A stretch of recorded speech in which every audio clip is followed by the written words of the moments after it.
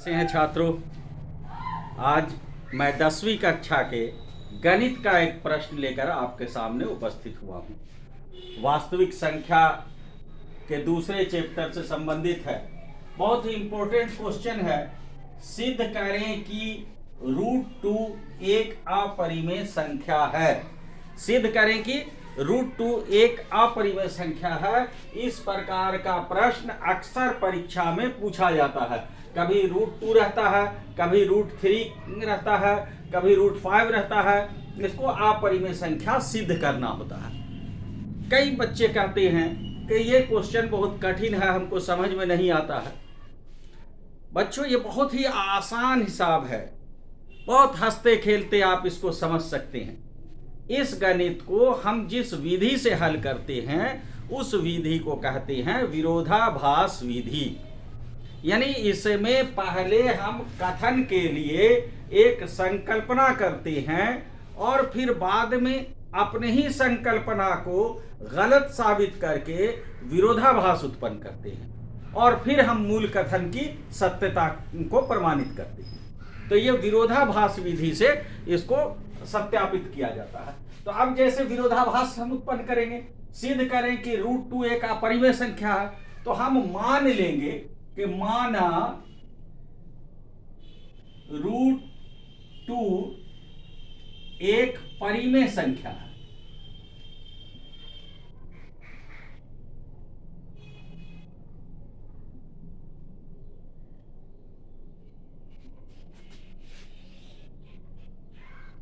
ठीक है, हमको साबित करना है कि √2 एक अपरिमेय संख्या है, तो हमको विरोधाभास उत्पन्न करना है। तो विरोधाभास के लिए हम मान लेते हैं कि चलिए √2 अपरिमेय संख्या नहीं है, माना √2 एक परिमेय संख्या।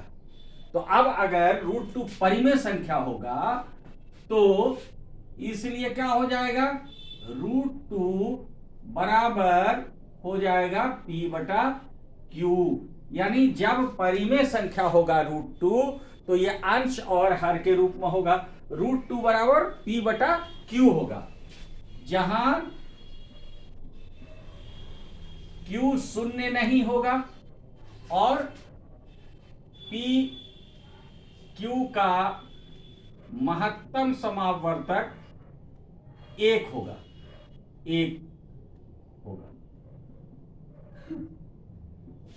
महत्तम समावर्तक 1 होगा। इसको दूसरे भाषा में आप ये भी लिख सकते हैं, यहाँ p और q सह अभाज्य संख्या है। सह अभाज्य होगा अर्थात p और q में कोई भी कॉमन गुणनखंड नहीं होगा, कोई भी उभयनिष्ठ गुणनखंड नहीं होगा।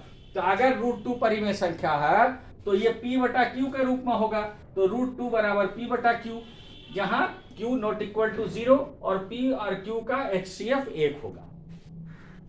अब आइए दोनों ओर वर्ग करने पर, दोनों ओर वर्ग करने पर, दोनों ओर वर्ग करेंगे, √2 पर वर्ग इज इक्वल टू p/q पर वर्ग। तो अब ये हो जाएगा 2 इज इक्वल टू p²/q² और ये हो जाएगा 2q² is equal to p²। अब 2q² is equal to p² का अर्थ क्या हुआ कि p² के ये दो गुणनखंड है, 2 और q²। p² का दो गुणनखंड है, एक गुणनखंड 2 है और एक गुणनखंड q² है, क्योंकि 2 और q² गुना होके p² के बराबर होता है। अर्थात p² 2 से भाज्य है, 2 से विभाजित होगा, और जब p² 2 से विभाजित होगा तो फिर p भी 2 से विभाजित होगा। तो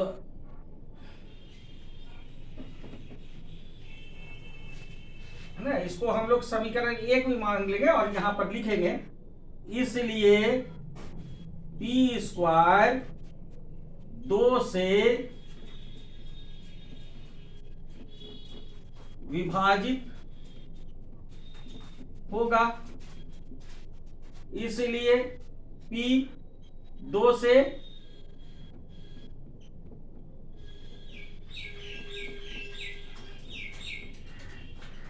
विभाजित होगा।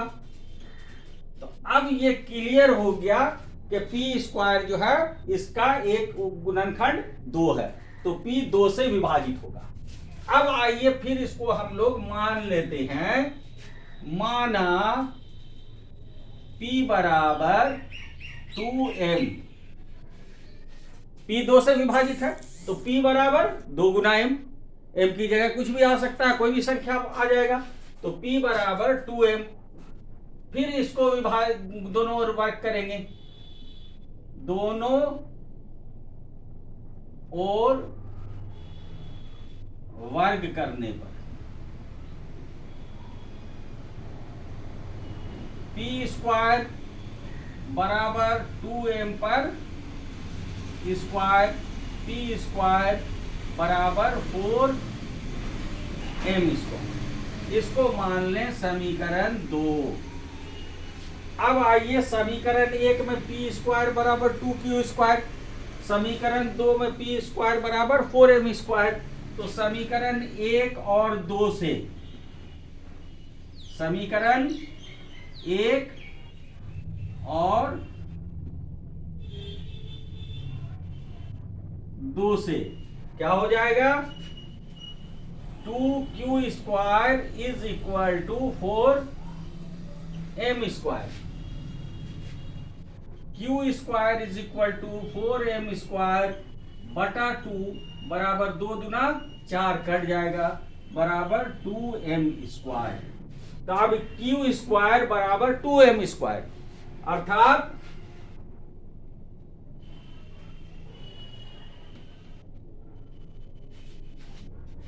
q स्क्वायर 2 से विभाजित होगा, इसलिए q 2 से विभाजित होगा। समझ गए? तो q square is equal to q square बराबर 2m स्क्वायर। तो अब जब q स्क्वायर का 2 गुणनखंड आया, एक 2 और एक m स्क्वायर, इसका अर्थ ये हुआ कि q स्क्वायर 2 से विभाजित होगा, और जब q स्क्वायर 2 से विभाजित होगा तो q भी 2 से विभाजित होगा। तो इस प्रकार हमने यहां पर देखा था कि p 2 से विभाजित है और यहां पर आया q 2 से विभाजित है। तब एक लाइन इसमें लैंग्वेज नीचे जोड़ेंगे। इस प्रकार हम देखते हैं कि p और q का एक उभयनिष्ठ गुणनखंड 2 है, एक के अतिरिक्त एक उभयनिष्ठ गुणनखंड 2 है, इसलिए हमारी मान्यता गलत है। इसलिए √2 जो है वो परिमेय संख्या नहीं होगा, इसलिए √2 एक अपरिमेय संख्या होगा। तो यहां पर का लैंग्वेज हम ऊपर लिख दे रहे हैं, यहां ऊपर हम लैंग्वेज लिख रहे हैं इस प्रकार।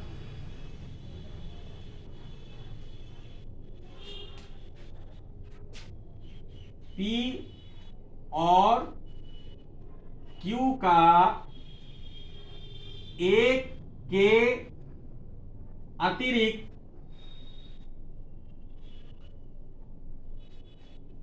एक उभयनिष्ठ गुणनखंड 2 है, इसलिए हमारी मान्यता गलत है। इसलिए √2 एक अपरिमेय संख्या है।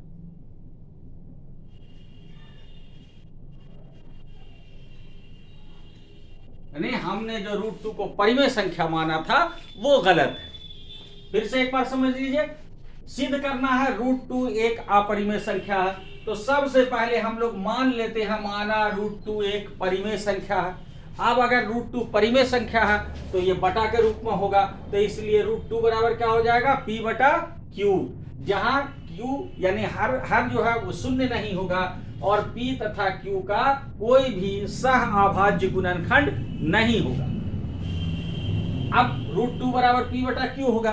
इसको दोनों ओर वर्क कर देते हैं तो √2² बराबर P बटा Q का स्क्वायर, √2 पर वर्ग ये 2 हो जाएगा, इज इक्वल टू P² बटा Q²।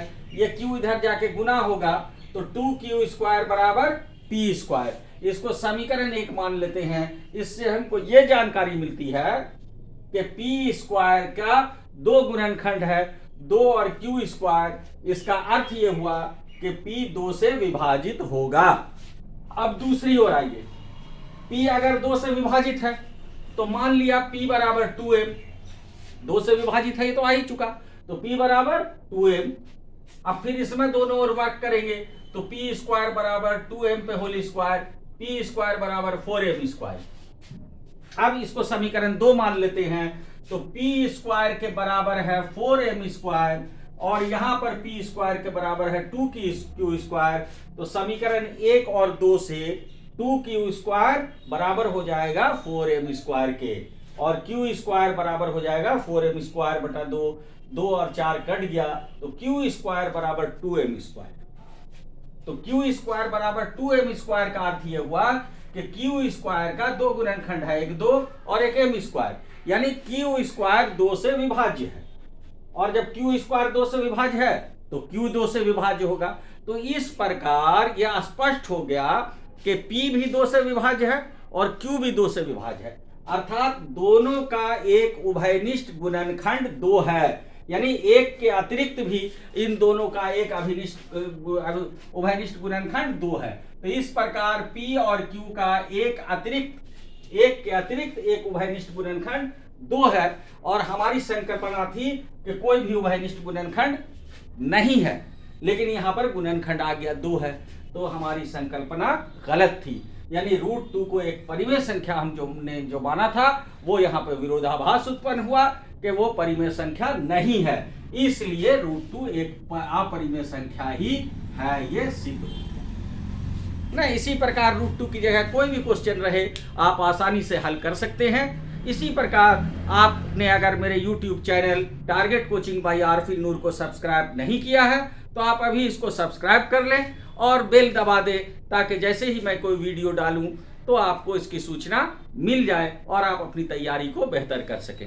मेरी दुआएं आपके साथ हैं। धन्यवाद, शुक्रिया।